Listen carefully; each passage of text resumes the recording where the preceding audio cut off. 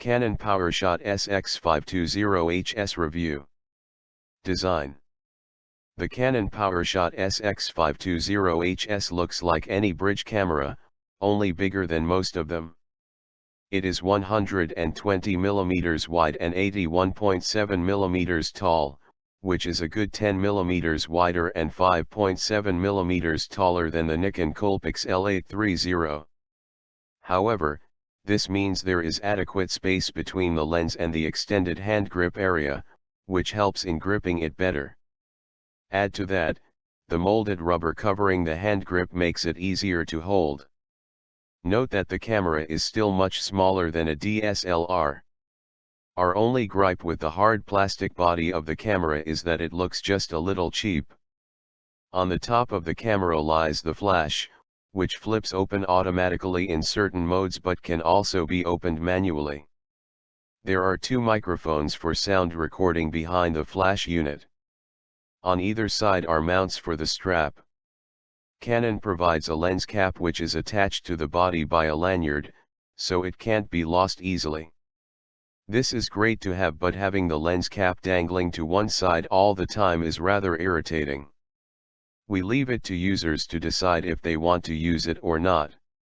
The lens barrel houses two framing assist buttons, one for seeking, which was also present in the PowerShot SX520 HS, and a new one for locking on a particular subject. The shutter button is surrounded by a zoom ring. The button has great travel and feels reassuring to click. Also on the top, one can find the power button, a selection dial, and a dial for switching between the various modes of the camera. The placement of these physical controls is convenient and it won't take users too long to master them. Specifications and features. The 16-megapixel PowerShot SX520 HS has a 1/2.3-inch CMOS sensor. It has a focal range of 24 mm wide, and 1008 mm telephoto. This means that the camera has an optical zoom of 42x. In comparison, the PowerShot 510 HS had a 12-megapixel 1/2.3-inch CMOS sensor with 30x optical zoom. Canon also adds something called Zoom Plus, which can extend it to up to 84x digital zoom, claiming that there is very little loss of detail. We shall test this in our performance section. This new model uses the upgraded Digic 4 Plus image processor. There are quite a few filters as well, but unfortunately there is no mode that can shoot panoramic images. Users will have to stitch them together using desktop software. The camera can also capture Full HD, 1080p, videos at 30 fps. One feature that is sorely missing with the PowerShot SX520 HS is Wi-Fi, especially since it was present on its predecessor. Also, the camera doesn't have the option to store images in RAW format. Performance.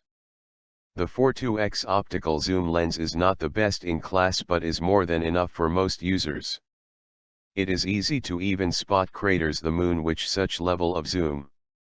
We found that keeping the camera stable at maximum zoom is slightly difficult when holding it without a tripod, and to negate this problem Canon provides the framing assist, lock, function which can be used to lock onto faraway subjects, and thereby hold focus. Verdict. Canon's new PowerShot SX520 HS makes it easy to shoot photographs and is indeed a great travel companion for novice photographers thanks to the hand-holding it offers in the form of features such as framing assist. Save for the absence of shooting in RAW, the camera also provides a ton of options for experienced photographers to play around with.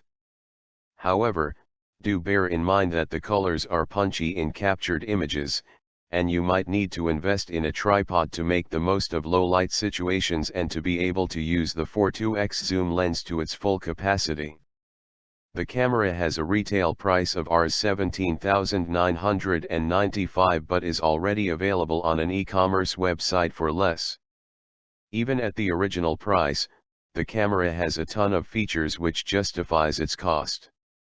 Its direct competition in the same price range is the Nikon Coolpix L830. Pick up the Nikon if you want better low-light performance and an outer shell in jazzy colors, but otherwise the Canon PowerShot SX520 HS is the better bet.